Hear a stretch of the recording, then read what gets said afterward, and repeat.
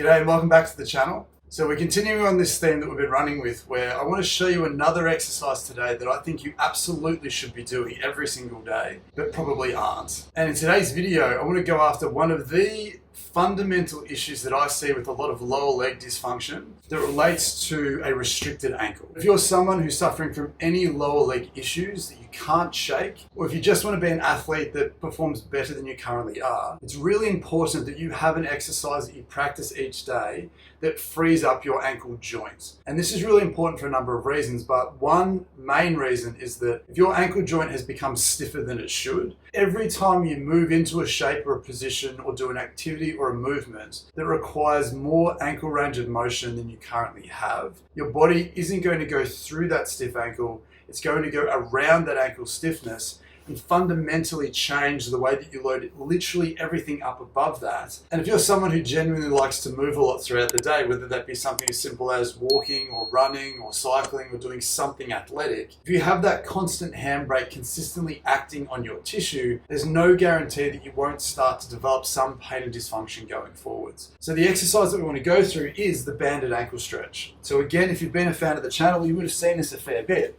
But what I want to get you to do first before we do this is if I can get you to stand up, and then if you can squat down as deep as you feel comfortable, what you should hopefully be able to find is that your feet should stay relatively straight. You shouldn't feel like your heels come up. You shouldn't feel like your knees want to come in. You shouldn't feel like your back rounds and you want to fall backwards. If you do, that may be a telltale sign that your ankles are a bit stiffer than what they should be. But more importantly, doing this first is a great test so that we can retest this afterwards so that you can hopefully see a change in your mobility. So what we want to get you to do is if you can grab one of these power bands or a strap or something like that. You can use a TheraBand as well. It's not quite as powerful, but anything that you can strap around your ankle that has some elasticity is great at biasing that ankle joint capsule. Now, for the purposes of this stretch, we want to have the band just below your ankle bones. This just respects the normal motion of the ankle joint.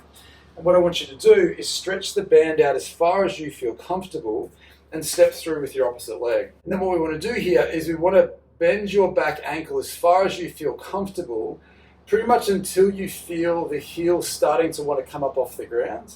We want to try and oscillate backwards and forwards in this range to encourage that ankle range of motion to improve.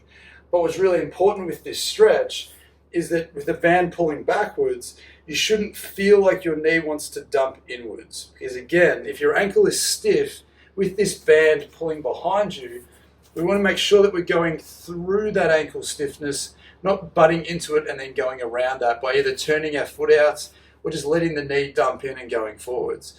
And you will feel that if you try and rotate your knee out as far as possible, the distance that you can go here isn't quite as far as what you can go if you're dumping inwards, which is why your body makes that path forward to improve your ability to complete the task without necessarily respecting what optimal function of that area might be. So again, have as much tension on the band as you can, stretch it out, bend that back ankle as much as possible. Don't turn this into a lunge. You shouldn't be feeling this through your quads. You want to have your hips past your ankle a little bit, bending the ankle, bending the knee a little bit. In a perfect world, you'll feel some tightness or some restriction at the back of the ankle. It can be a bit of a brutal stretch, so please be gentle to start with. Don't go all the way into it and really wrench that ankle. Start simple, start comfortable and work your way up. We want to get you to stay here for anywhere from 30 seconds to 2 minutes, just gently working this ankle, trying to encourage that tissue to free up. And then once you've done that, you can come out of that position.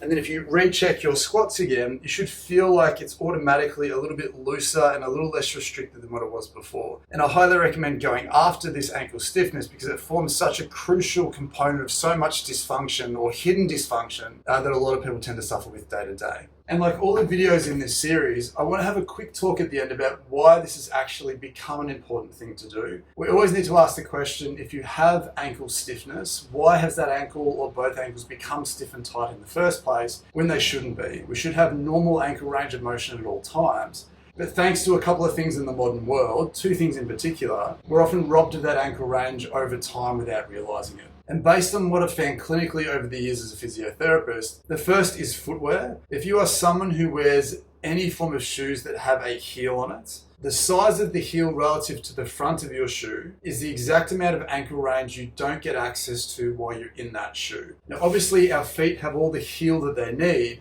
and if we're adding a particular heel to our shoe without realizing it, then again, we're not exploring that deeper range through our ankle. We're being blocked out of that range by the size of that heel. Now, obviously, that can serve a purpose if you've got some Achilles issues or some calf issues or whatever it is in the short term. But for the long-term function of having a healthy ankle, ideally, we all need to strive to make sure that we can tolerate being barefoot or tolerate being in a flat shoe, because if we can't, then we're missing something. The second is because we tend to sit a lot throughout the day, we're often sitting in a position where our ankles are bent to 90 degrees, working at a computer, working at a laptop, whatever it tends to be. And if we're often in that shape for quite a while, we're not really exploring the deeper ranges of that ankle joint. So as the adage goes, as the saying goes, if you don't use it, you lose it. It's the same thing when we're sitting in those positions day to day. So let me know in the comments down below, what type of shoes are you currently wearing? Is it a shoe that has a heel? Is it a heel that's there for a specific reason? Or is it just a heel that tends to be there without you realizing it? And this video may have prompted you to think about it a little bit differently.